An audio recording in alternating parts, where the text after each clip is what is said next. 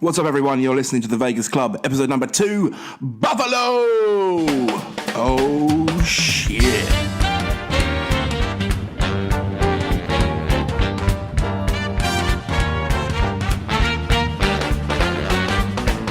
Okay, Merry Christmas and Happy Holidays to everyone, and welcome back to the Vegas Club. On today's episode, we're talking gambling in Leeds as Nicky visits the Victoria Gate Casino for the first time, Christmas in Vegas as Matt regales us with stories from a Christmas past, and our top 5 this week is our favourite slot machine. So if you've been a long-time listener waiting for me to talk about slots, your wait is over. I'll also try and get in contact with Christina Ellis at Ellis Island to see if we can't name this elusive hot dog and beer deal after the old Vegas Bun Boy podcast. So, let's get into this.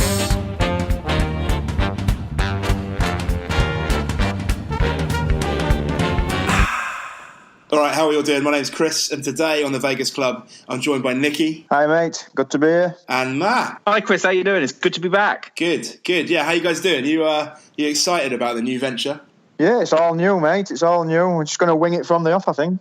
Yeah, no, I'm really excited because I think the good thing about this is we've all got to know each other on social media, and that can be a positive and negative experience. But the fact is, we've got a cool group of us that are well into Vegas, and I think this is almost like a natural progression. So I'm well up for it. It's going to be awesome. Good. We've got a bunch of stuff we need to discuss today. We're going to start with a quick trip report from Victoria Gate Casino in Leeds, which could be a possible future venue for TVC on tour. So how'd you get on there, Nicky? Not too bad, mate. Yeah, it's a decent place. It's been open probably just over a year. I think it opened just before Christmas 2017, and I never got a chance to go, but yeah, we went on Saturday. It's a big casino. It's definitely the biggest casino in North by a long way. Apparently it's the third biggest casino in Britain, behind Aspers, which I think Matt went to, and Resorts World in Birmingham. For slot players such as me and Matt, there's 140 slot machines. Now, I know that don't sound a lot to like as American friends, but trust me, in Britain, that's a lot of slot machines for a casino. 21 tables, you've got a bit of baccarat going on, blackjack, roulette, all the usuals. 2 bars, there's a big sports bar right in the centre at the casino, 42 screens, and apparently it's the largest sports screen in Leeds as well. But yeah, nice atmosphere, very modern. Me and Claire went in with big hopes, but I went about 100 up. The bonuses were flying in on the games, but I went about 100 up and then it all dwindled away. I think I cut my losses at about 20 quid down, but yeah, decent place. If you guys want to brave the North in the future, as we said, that's definitely going to be the place to go, so all good. I went to Aspers because really on the back of the vlog, someone said, would you mind going to Aspers and vlogging it and see what you think? And I was quite impressed with it, but there was nowhere near 140 slots in there. I would have said probably 60 or something. It's decent, but it's nowhere near Vegas. But this sounds a little bit more, sort of like Golden Gate sort of size then, Nicky? Yeah, possibly, mate. Yeah, it is. I mean, there's a couple of floors. I mean, there's a quieter bar for cocktails and craft beers down at the bottom. There's a 100-player poker room in there as well, which is a decent size for a poker room over here. And at the minute, they're running like an £100,000 Christmas tournament. So, there's some big numbers on place, definitely. But compared to like your usuals, like your Napoleons and whatever, I mean, it blows them all out of the water. I double check because when I went in there initially, I thought 140 slots, is that right? But a couple of reviews and that I've read online, and they all confirm, 140 slots plus 75 gaming terminals for like your roulette and what have you. So it's big numbers for a British casino all day, that is. And in terms of the games compared to, obviously we went to Hippodrome in London last weekend for a little get together. In terms of the slot games that are in Leeds, is it pretty much the same? That's right, yeah. We had a quick game of cricket. I was playing Diamond Queen and Golden Eagles and all the multi-slot games where you can choose your own games and what have you. It's all much the same. They're all very modern, and I think there were like 2 or 3 like Fort Knox terminals with multiple games on and that. So yeah, it's all very much the same as what we get in most casinos over here. Like, there's not a massive selection compared to States and Vegas, obviously, but yeah, they're all there. To me, that sounds like a really positive thing in terms of an improvement on, certainly, I've tried all the London ones and obviously some in Sheffield because of the team I support. And yeah, that sounds like an absolute improvement over what we've had to put up with over the last number of years. So, I sense a TVC get-together in Leeds in the future, for sure. Yeah, and we decided that it could happen, but Victoria Gate's got to open a craps table. Has it not got a craps table then? Mate, nowhere's got fucking craps tables. I think there's only like 2 places in Britain that's got craps tables, is that right? Yeah, something like that. It's a low number. I actually didn't realise that. I assume, well, probably because I've frequented the Hippodrome so often, I just assumed it was a standard. That's not right. No. So cool. So a good time, Nicky, a good time. Yeah, very good, mate, very good. And I'm looking forward to seeing you guys up there as well. Yeah, it's already in the pipeline, I think. TVC on tour kind of goes without saying we're going to have to go somewhere other than London, doesn't it? Obviously, the dream is that we all end up getting to Vegas together, but until then, we'll have to brave the north. Put your coats on. Cold weather kind of brings us on to Christmas. It's wonderful Christmas time right now. I'm really excited. Decorated the house with the kids. Christmas in Vegas is something I've always thought I might like to do. But Matt, you've actually done it, haven't you? Yeah, I have. Yeah, I went a few years back now. It was 2004. I went with my wife at the time. We decided we were going to have Christmas away. We went to, we landed in LA, had a bit of time there, went down to Palm Springs, and then basically decided to sort of go over to Vegas for Christmas. And, I've been to Vegas all times of the year and was very, very keen to go to Vegas at that time of year. We were staying at the Stardust, funny enough, and it was probably a year or two before it closed. The build-up, I think we got there the day before Christmas Eve. I found it really weird sort of going into Vegas at this time of year because the lights and everything they put on top of that in terms of Christmas to me was, I don't know, it almost got lost in the fabulousness of everything else. And, you had the odd tree here and there. And I appreciate now, I think maybe they've gone further than they did back in 2004 with the Bellagio conservatory and Wynn and everything else. But at the time, it was almost like you chuck a few trees around and then everything is pretty much the same. We had Christmas Eve in Westwood Ho, which I don't know if you're aware of that area, how it used to be. You had the Stardust there, you had Westwood Ho, obviously slots of fun, and then the Circus, which is obviously still there with lots of fun. And then opposite Riviera that was still open at the time. And we had Christmas Eve in Westwood Ho, and it was absolutely bloody fantastic. It was pretty much like a downtown sort of casino. There was a bit of a rough hotel at the back of it, but I remember we were both there with Christmas hats on. We were gambling furiously. It was Christmas Eve, Christmas songs going as you're playing the slots. It was absolutely wonderful, and we had a great night. Then went back to Stardust and got up on Christmas Day. We'd wrap presents, put them at the bottom of the bed and everything. Had a wonderful opening presents bit and everything else.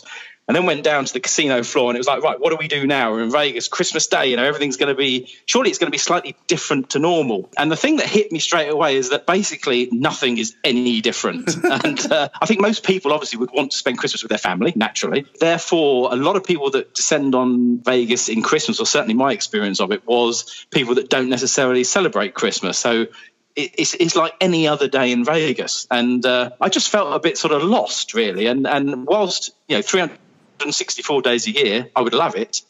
That particular day, I just felt a bit weird. So we sort of carried on and gambled. And funnily enough, we struggled a little bit to find Christmas food to eat. I think probably now it's a bit more structured, but back then, certainly at the north end of the strip there wasn't a huge amount. I then phoned home, obviously, to speak to my family at sort of, 8, 9 o'clock UK time. Those were the days, obviously, mobile phones where you used to buy those stupid long distance phone cards. I don't know if you remember them, where you had to scratch off this long number, dial a number, key in the pin code, which was like about 87 characters, get one wrong and retry. I mean, it took you about 3 hours to get through. I finally got through to my parents in deepest, darkest Dorset in the UK, and they just sounded so far away, and I just missed them. I really, really did, and I felt quite sad, actually. It was like, oh no, they said, have a fantastic Christmas Day in Las Vegas, blah, blah, blah. And basically, if I could have pressed a button and gone back to the UK on that particular day and then pressed the button on Boxing Day and gone back to Vegas,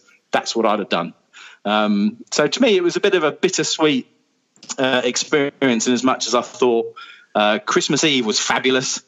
Boxing Day, which obviously they don't celebrate, but the day after Christmas onwards, we went home before New Year, was fabulous. But the actual day itself, there was something missing. And ultimately, it's the spirit of Christmas and the spirit of families. And I just think unless you've got all of your family there with you, I think it's probably a bit of a soulless place to spend Christmas Day. That's my experience of it anyway. Oh, that started out so positively and it's made me so sad. But yes, ultimately it was, we had a laugh, don't get me wrong. Would I do it again?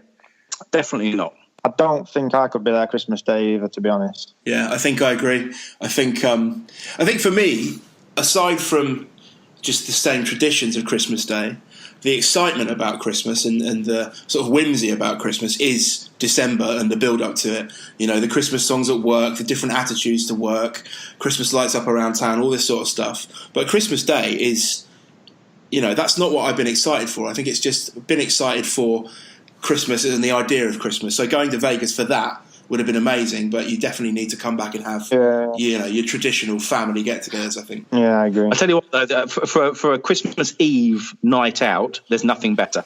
One of my best nights out was definitely Christmas Eve, and I've not been there for New Year's Eve, but I would imagine New Year's Eve would be the same but better. Really, I mean, it's probably the best time for that. But just in terms of family time, etc., it just lacks the soul unless all of your family are there, and also I do think you sort of miss a lot of people you slag UK off, but I just think you're used to the UK at Christmas, the temperature, the ideal being the white Christmas, but in reality sort of wet smog, but ultimately that's what you're used to, what you want to experience on Christmas Day, and put the fire on and open presents and be around people you love and all of that, and that ultimately was missing, and we made the best of it, but that one, the whole trip was a 2-week trip. The whole trip was fabulous. If I just took that one day out. Cool, thanks, mate. So to sum it all up, Christmas in Vegas, not for you. You'd much rather be at home, just shoveling more and more grey depression onto the fire. Got ya? Understood. Basically, yes. Yeah, totally. Okay, cool. So top 5. 5, 4, 3, 2, 1.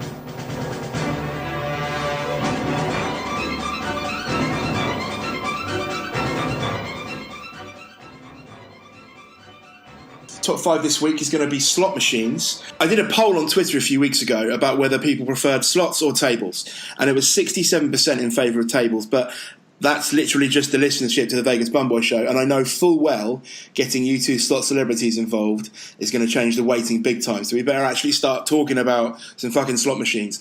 And what better way to run down our favourite slots? I say I don't care. My favourite slot machine is whichever one's keeping the shitty craps players away from the tables. So, you put together a nice list, because I have no idea. There is one in there that I love, but I only love it because I like the song, and I only love it because I've seen it on your vlogs, Matt. So, why don't we crack on? First up is Buffalo Gold.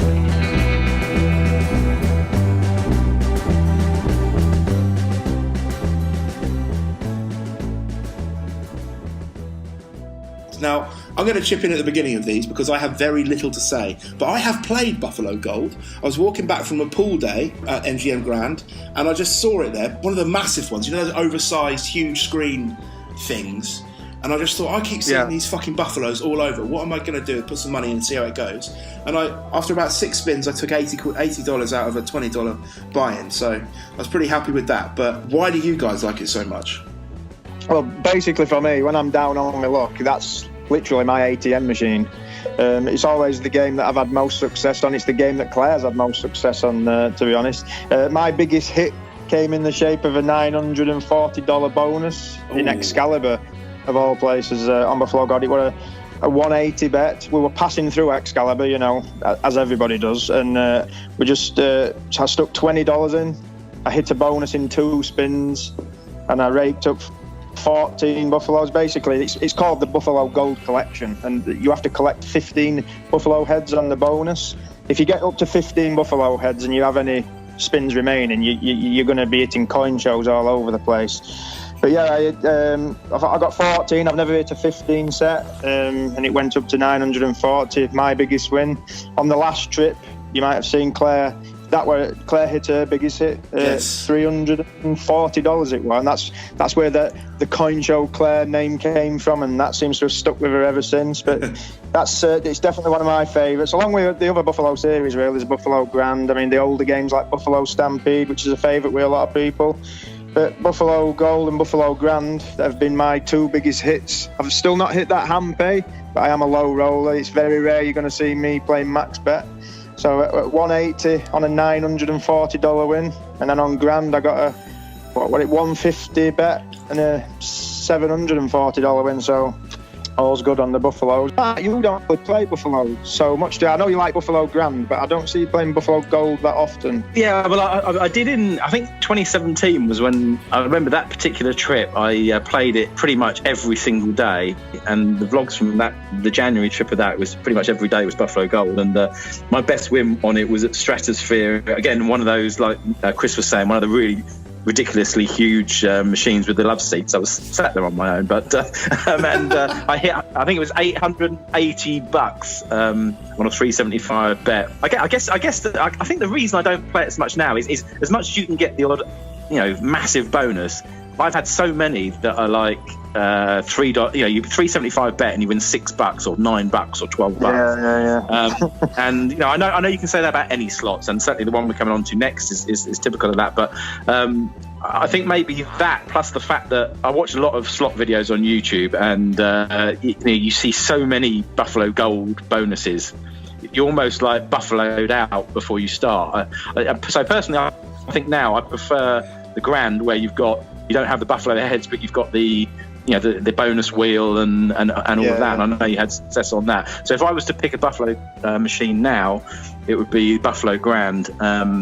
But what is it about Buffalo and slot machine? I think it's just like the staple of the aristocrat games, really. I mean, you've all the Buffaloes. I mean, they're celebrating 10 years this year, I believe, and there's a new Buffalo machine coming out called Buffalo Diamond, and that I can't wait for that personally. If anybody follows the news from like G2E with the new games, this Buffalo Diamond game, it's taking the concept. Anybody who's familiar with Harley Davidson, I know me and you like Harley Davidson, so does Suzanne and Claire, and it works on an accumulation of free spins instead of like bonus hits. So, as you're playing, you keep building up the free spins, and I've seen it up to like 180 free spins if you can hit like the mega.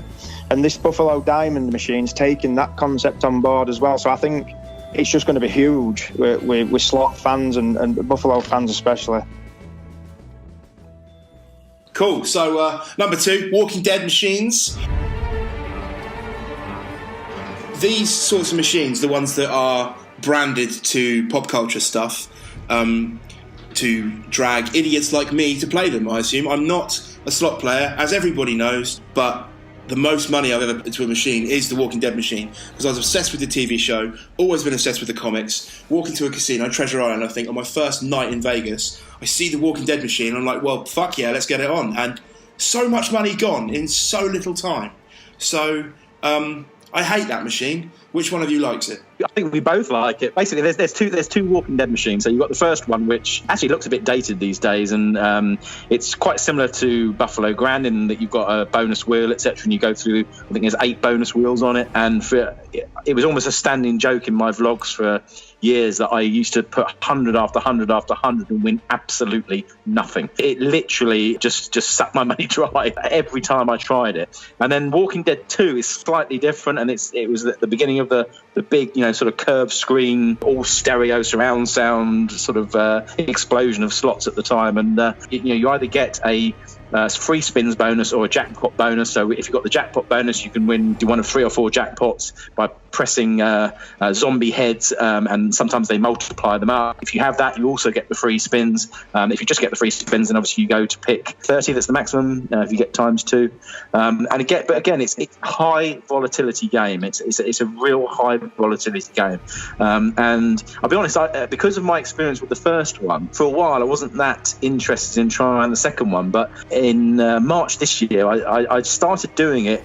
Before, I'd always done the maximum bet of 375, and I decided, and it was just, again, a bit like the first one, eating through my money. So I decided to downgrade to $1.50, and I hit on the second morning, I hit $640 off $20 free play at Cosmo. And then on the last night at Plaza, I hit $730 on a 150. Again, both of these on 150. A spin. So you have the option or the opportunity, of hitting big wins on a quite a minor stake. But the flip side of that is you can run through 100 with absolutely nothing. I don't know what your thoughts on that, Nicky, are. Yeah, I agree. It's definitely the most volatile game in Vegas, I think. I mean, you only have to look at YouTube. We're talking about Buffalo Gold hits on YouTube just now. There's a lot of videos about Walking Dead 2 on there. And there's one video in particular. There's a guy called SD Guy. He's been doing slot machine videos for years. And he was filming one day, and his girl were playing 75-cent minimum bet, and she hit the Wild Horde feature where the zombies fall over the wheels and they turn the lines wild. And it rises up, and it goes up to a maximum of 250 lines. And she hit all 4 plus a times 25 multiplier, which is the maximum. It was a 75-cent spin, and she won like $12,000 on a 75-cent spin. It was absolutely crazy, you know. But I mean, I hadn't had much success on it recently. I mean, in 2016, I weren't vlogging properly back then, but I got some good wins on it back then. But like you said, Chris, we were in Treasure Island on the last night. We'd had a few drinks. Me and my brother-in-law, we lost something like $600 in it. Like, just crazy. We were just ploughing it in and ploughing in. It come to about 4 o'clock in the morning. The cocktail waitresses were still throwing over Coronas. It was just crazy, but it were all good fun. But yeah, we had a big loss on it, but it still is one of my favourite games, and the bonuses are really cool.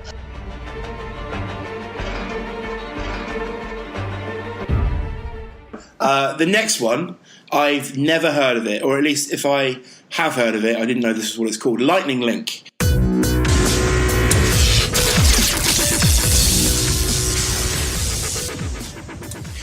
What is this about? It's like the original hold and spin game, you know, where every slot machine these days is trying to put the hold and spin into the bonuses. And basically, when you're playing on the live play, the chips landing on the wheels, and if you get 6 chips on the screen, it triggers what they call the hold and spin. You get 3 spins, hit another chip. Well, basically, if you hit another chip, it resets back to 3 spins again. And if you fill the screen, you'll win the jackpot. Don't quote me on this, but I think it's Aristocrat's first machine that actually gave you the opportunity for the player to change the denomination themselves. So rather than being a penny machine, we like to play it on a 10-cent machine, and it bumps the bonuses up to quite a high rate. So if you hit that, like, rather than it be like a $50 mini, it'll be a $100 mini and a $500 minor rather than like a $80 minor, for example. And yeah, you get the free spins feature and you get the hold and spin feature, like I said, but it's like the original game for the hold and spin. And then there's other games like Ultimate Fire Link, which is like Scientific Games' version of it. It's more or less the same game. Okay, so let me get this straight. Coming in from the uneducated world that I am, Lightning Link kind of looks blue with the lightning symbols on that you're trying to fill up in a bonus round, right? And Fire Link is red, and it's kind of got meteors. Is it fireballs on it? That's right. Is that right? Yeah. Chris, you've got it. Mate, I've watched too many of your vlogs. That's the problem. Too many of your vlogs. Most games these days, even like if you look at these like new James Bond games, they're all trying to do like a hold and spin feature. Even like that big Simpsons game and things like. If you notice, there's a hold and spin feature. I don't know if you've noticed that, Matt, but I think Lightning Link's like the original for me. That's why I've. No, yeah, I agree. And I think if you look at whether it be Lightning Link, Ultimate Fire Link, whichever version you want to play, and they're basically all the same, really. I think there's even a Pan Am one that I was playing, Mighty Cash Pan Am or something. That's similar. And Zorro is another one. I mean, there's all sorts of them. But if you go around the casino now, I think, whereas I think when I said I played Buffalo Gold in 2017 and everyone was at Buffalo Gold, that's remained popular. But I think now, if you had to pick a carousel of machines that pretty much you have to queue to get on, it's Lightning Link type machines now. They are without doubt the most popular machines for 2018, 2019. This is pretty old school, right? This is something that looks like it's been around for decades. Top Dollar. Top Dollar is, when in the early days of me going, you never had a bonus round on slots. So the best you could hope for was a game that was, for example, 5 times pay, which, it's just a random slot machine, and every so often a 5 times pay symbol came up, and you'd therefore multiply your win by 5 times, and that was it. The downside with that was that if you didn't get anything on the first reel, mentally you switch off for the next 2 reels. So it was very much a one, you're waiting for 3 reels to line up.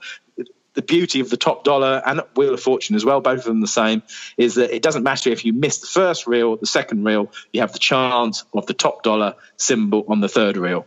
And that, again, was the first element of bonus rounds on slot machines came in with this game, really, and Wheel of Fortune, which has always been around. I've loved it ever since then. And the beauty, as you said, Chris, you have 4 offers. Even when it's not just spinning a wheel to win you're waiting for the offer with the hope that it's going to hit the 1,000, and I always play double top dollar because you have the chance of 2 times and then another 2 times. There's always that hope that the next offer is going to be better than the one you've got. I mean, most times, of course, you get a half decent one or something that's in the middle for the first, and then the minute it's lower on the second one, you're chasing. I mean, that's just standard, right? But it's a very exciting game, and that's why I chose it from my group pool in August, and we ended up getting a hand pay of 1,600, which was exciting. Yeah, and we're probably going to do it again in January.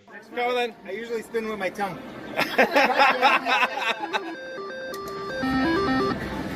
No, tongue's not like it. Come on.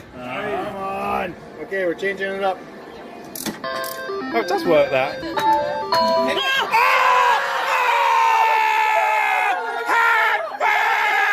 I just think that game has everything. It's everyone's hanging on that last spin, and that's what it's really all about, to be honest. I love the game, Top Dollar. I hate Wheel of Fortune, but I love Top Dollar. The excitement of getting those offers, it's always good, and I got a decent hit on my last trip, and yeah, it's a great game. It's a classic. It's ultra popular. You still see everybody playing it, and it's in alt casinos. There's the newer version, like Matt says, the double top. I've not actually played the double top dollar very much, to be fair. There's various versions of it anyway, but I always play the double top dollar, which is the traditional one from years back, and I always think that gives you, more of a chance of not just hitting, say 100, get 100 times 2, 200 times 2 equals 400. You've got that chance of the regular top dollar is just whatever comes up on the options. But I'd always go for double top dollar, particularly when the stakes are the same. Why wouldn't you not? I mean, you've got potentially more chance of winning bigger amounts in the bonus. So, but going back to what Nicky said, I mean, top dollar and Wheel of Fortune are very, very similar. But you will get better odds on top dollar because it's not a franchise. I mean, you're not paying Wheel of Fortune for the name. I never get anything on that game. It hates me, that game does. Top dollar usually do. I love Wheel of Fortune. Kicks my ass every time. I'm a big fan of the 3-reel slots that have like the digital overlay. So like if you've played Flintstones or Wonka or anything like that, the old 3-reel versions, I think they're really cool. And they're still making modern versions now. If you look at things like the new Lord of the Rings or the new GoldenEye James Bond game, they're still using the traditional 3-reel system, but we're like 4K overlay to spruce it up. And it's nice to see them keeping that like traditional physical reel in there, I think. Sweet. So, next up, the final one. My favourite one. Never played it, just bloody love the song. Let's go down to Heidi's. Come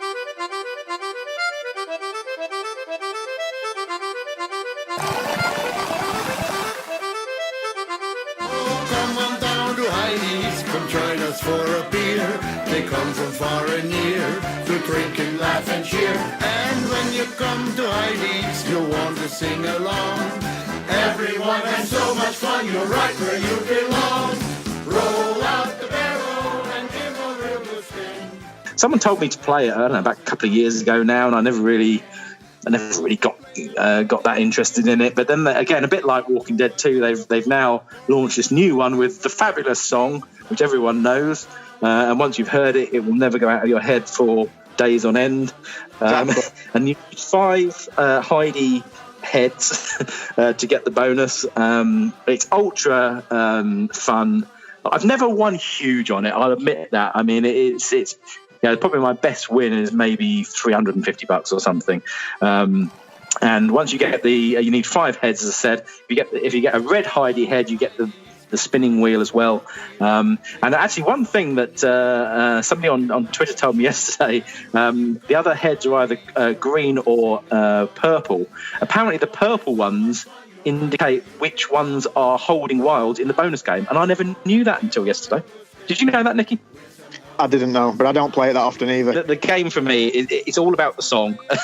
I've never won huge amounts of money on it. Around about, I don't know, probably $350 is my tops. But it's not really about that. To me, the game is about, you've been out for the night, you've had a few beers yourself, most of them free, obviously. You're in a great mood, win, lose or draw. You hit a hidey machine, you turn the volume up to max. You bet, I don't know, $3 or something a press. You get a few spins and the song's going, you get regular sort of minor sort of wins. It's just, for me, the most fun slot machine to play late at night when you're just finishing off the night great with a bit of Heidi, and that's really, I've never won a hand pay on it. Obviously, I've neber won anything much over 300. But again, going back to what we said before about changing the denomination, I now know you can actually change the denomination to betting, $6, $12, $25 a press. So I may increase it in the next trip I'm going on, but to me it's just massive entertainment, and you can walk through any casino in Vegas now and you will hear that song in the slot area, and it's the song that seems louder than any other song, and to me it's just fun. It's just an awful lot of fun. Yeah, well, it's completely synonymous with Vegas for me. I've never seen it in Vegas, only from your vlogs.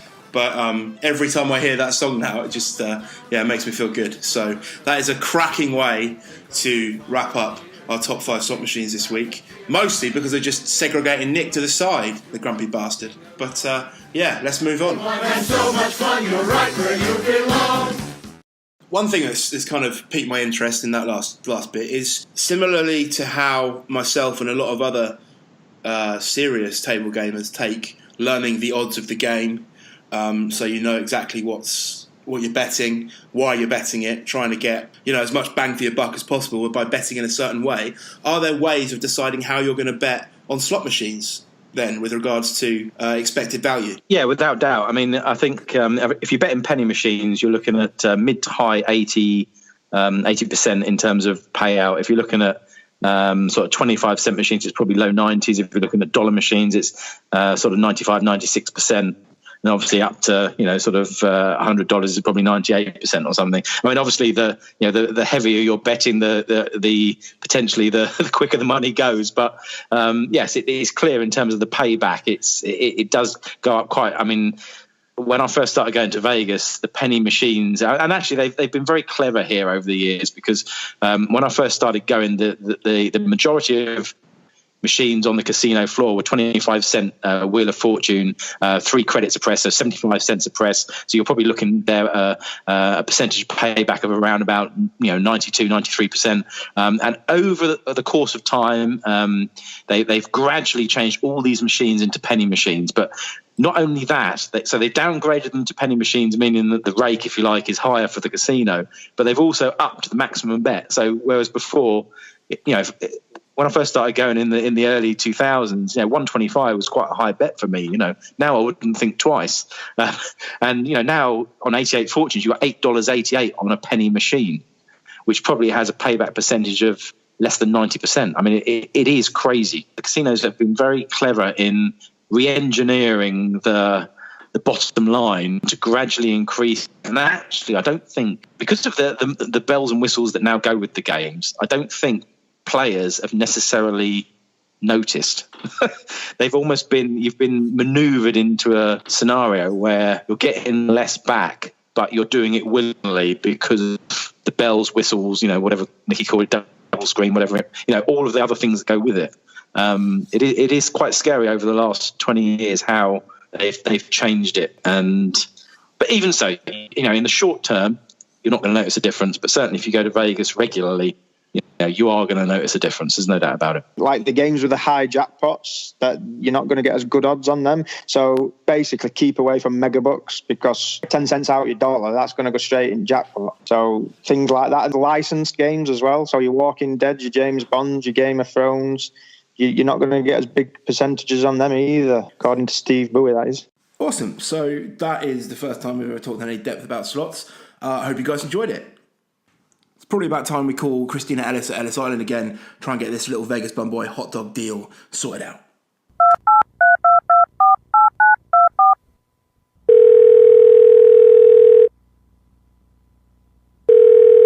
Hi, you've reached Christina. I can't come to the phone Guys, right it's now, voicemail. so leave Should I me a leave a quick message? message and I'll get back Yeah, to you Chris, as soon absolutely. as possible. Thanks. Bye.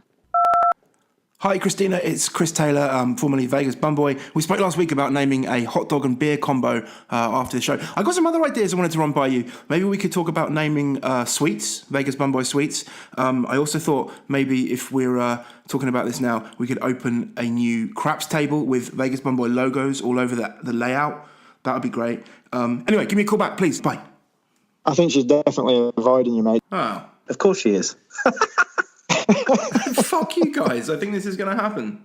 Anyway, we've got an actual UK Vegas fans meet-up in London coming up. And this was kind of the catalyst for the Vegas Club in the first place. So the only thing finalised so far is the date, which is February the 16th in London. Book hotels with confidence if you want to come. We've already booked ours. We're definitely going to be there. For those that don't know what I'm talking about, join the Facebook page. You'll see the events out there. This is a follow-up to an event I ran in July for listeners to the Vegas Bun Boy Show. We had a fucking great time drinking, gambling, and TVC on tour in London is going to be no different. So if you want to come, please mark yourself as attending on the event so we can get an idea of numbers, as the choice for the drinks venue is going to depend on how many people we've got coming. So I'm really going to need all of us to try and make sure we can encourage people to go like that Facebook page and click attending on the event. You guys looking forward to this? It's going to be a great time. Oh no, absolutely! I really can't wait.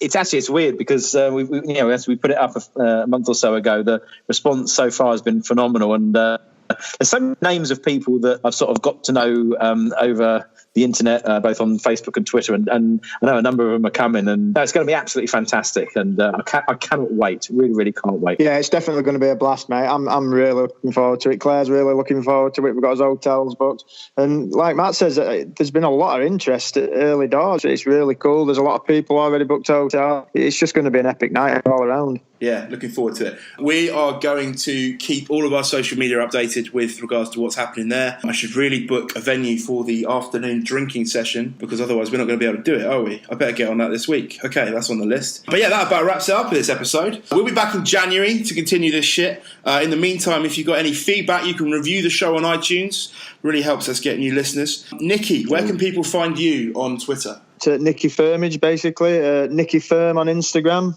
And again, Nicky Firmage on YouTube. And that's me. Banger. And you, Matt? Matt_Bridger68 on Twitter, Matt Bridger on Facebook, and same on Instagram. So we've got a real good community going, which I think is incredibly positive. Really good. It's fantastic. Every single member of the Vegas Club has got their own thing going, be it vlogs, websites, Twitter pages, all this stuff. Everything's in the show notes if you want to check that out. I am at the Vegas Club on Twitter, and also have got the Vegas Club podcast on Instagram. And you can join our Facebook page, which is also at the Vegas Club podcast. And of course, that is where you're going to find the event details for TVC on tour in London. So that wraps us up. Thank you very much, boys. I will see you soon. Take care, Chris. Take care, Nicky. See you soon. Yeah, take care, guys. Laters.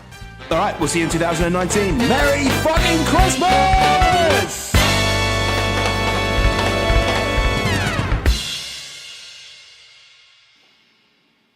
This has been a Feed the Bears production. Rawr.